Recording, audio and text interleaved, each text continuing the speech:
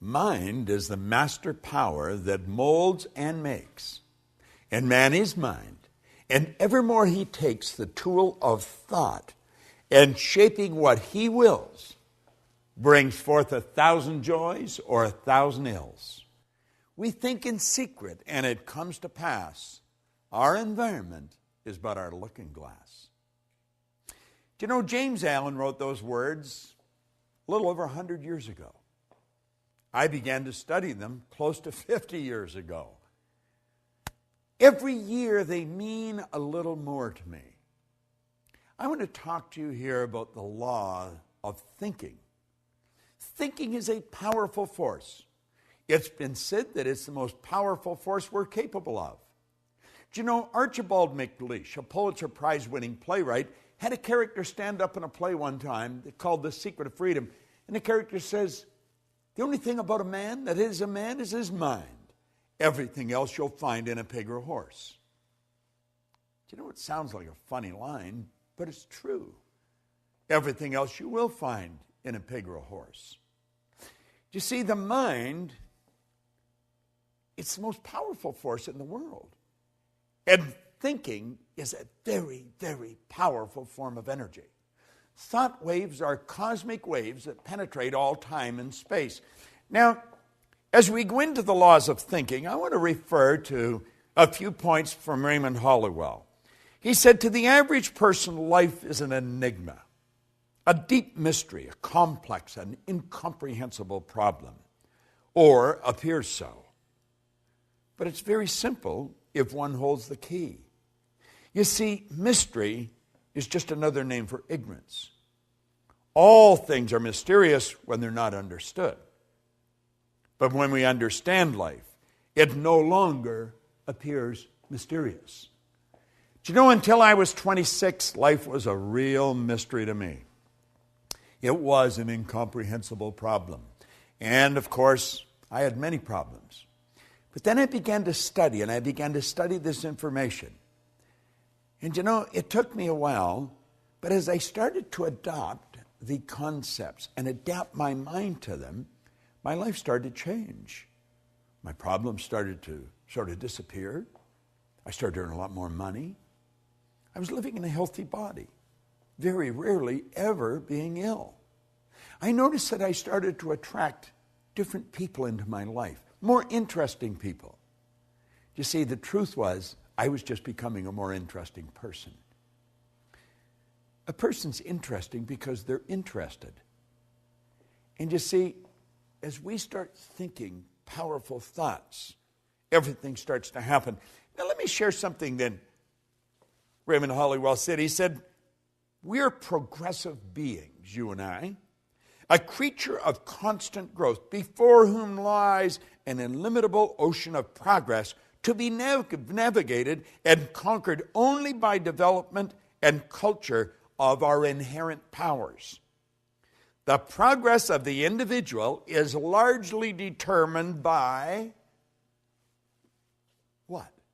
What do you think it is? Now, let me share that again.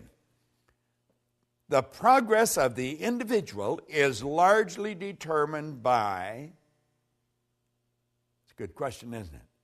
It's by his ruling mental state. Because the mind is the basic factor in governing power in the entire life. My life and your life, you see. Attention should be given to the predominant mental state, for it will regulate the action and direction of all one's forces, faculties, and powers, the sum total of which will inevitably determine many particular experiences and the personal fate. You see, the ruling state is like the CPU. You're familiar with your computer. Well, that's what the ruling state of the computer is. You see? The ruling state of mind is made up of various mental attitudes, which the individual adopts towards things, events, and life in general. If the attitudes are broad in mind, optimistic in tone, and true of life, his predominant mental state will correspond and exhibit a highly constructive and progressive tendency. Because almost all the forces of the personality function through the conscious mind in one way or another, And as the daily mental and physical acts are largely controlled by the conscious mind, it's obvious that the leading mental state must determine the direction which the powers of the individual must proceed. You see, the ruling mental state is everything. I know that you and I have been trained to believe that we've got to change what's going on out there. We've got to fix this and fix that. And we have literally been programmed to live through our senses, to go by what we hear, see, smell, taste, or touch. But there's been little thought given to our higher faculties: perception, the will, intuition, memory, reason, imagination. And see, they're all our inner faculties, and that's where it really happens. This is where it all begins, inside. You don't have to worry about changing what's going on out there. I don't care if it's your bank account or the health of your body. You're going to find the x-rays will show a different you. The bank account will show a different balance. And everything in life will begin to change as you take over the power of thought. Thought is a very, very powerful force. Let me share something that Raymond Hollywell says on thought. He says thought is a subtle element. Although it is invisible to the physical sight, it is an actual force of substance, as real as electricity, light, heat, water, or even stone. We are surrounded by a vast ocean of thought through which our thoughts pass like currents of electricity, or tiny streaks of light, or musical waves. You can flash your thoughts from pole to pole, completely around the world, many times in less than a single second. Now think of what he's saying. You can flash your thoughts right around the globe several times in less than a single second. Scientists tell us that thought is compared with the speed of light.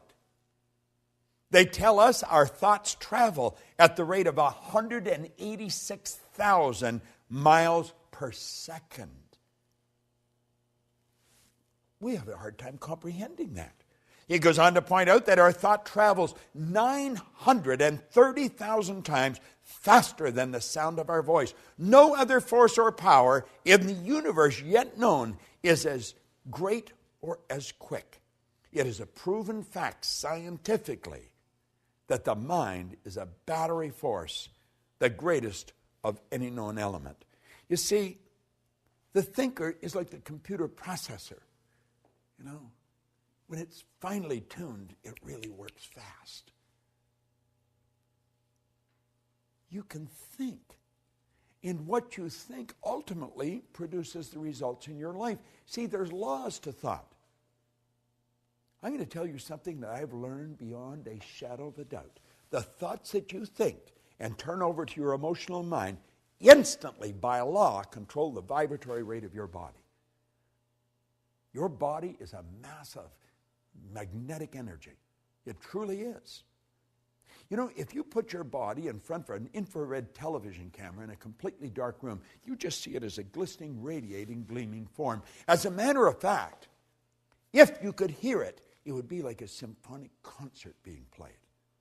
Oh, I know, to the eye it just looks like a thing, But it's not a thing. The body itself is one of the most magnificent instruments on the planet, and you live in one. And it's how you think that is going to dictate what this body is going to do. We know that our actions produce our results. If we want to change our results, we've got to change our actions. However, if you don't go to the thought, the actions are never, the actions may change temporarily. But believe me, the thoughts that you think repeatedly become fixed in your subconscious mind. And those thoughts are going to determine what happens in your life. Make no mistake about it. Now, play with this for a moment. We hear a lot about positive and negative attitudes or positive and negative thinking. Well, some think that we deal with two forces. That is, we attract the good and we must do away with the bad. You've heard that many times. We attract the good, we must do away with the bad. Well, that is not true. For example, if we are cold, we do not work with cold and heat alike in order to get warm. This is very simple processing that we're going through here, mental processing. We build a fire and we gather around the fire and we enjoy the heat that is extended from it and we become warm. As we build warmth, the cold disappears, for the cold is the absence of the heat. Just like dark is absence of the light. Let there be light. You see? To be warm, we give our whole thought to those things which tend to create warmth. We ignore the cold in thinking of heat and bring forth heat. Prosperity and poverty are not two things. They are merely two sides of one thing, the same thing. There is but one power. Rightly or wrongly used, we cannot think of plenty and then worry about the unfavorable conditions that may seem apparent. If you want to change the results in your life, and I'm just working on the premise that you do, or you wouldn't even be watching this film right now, give your thought to your mind. Give serious thought to this series of overviews that I'm doing on the laws that you're studying. You see, Huxley was right. He said the only corner of the universe that we can be certain of improving, it's our own self. That's all. You know, all those things we want to change outside, they're all a reflection of what's going on inside. Well, that may be a big idea for you right now, but as you study this for a week, a month, a year, and then come back and hear me say that, it's going to sound like a totally different statement. You choose your thoughts, and your thoughts create your life. You truly do become what you think about. There is a law of thinking. Make no mistake about it. This is Bob Proctor, and thank you.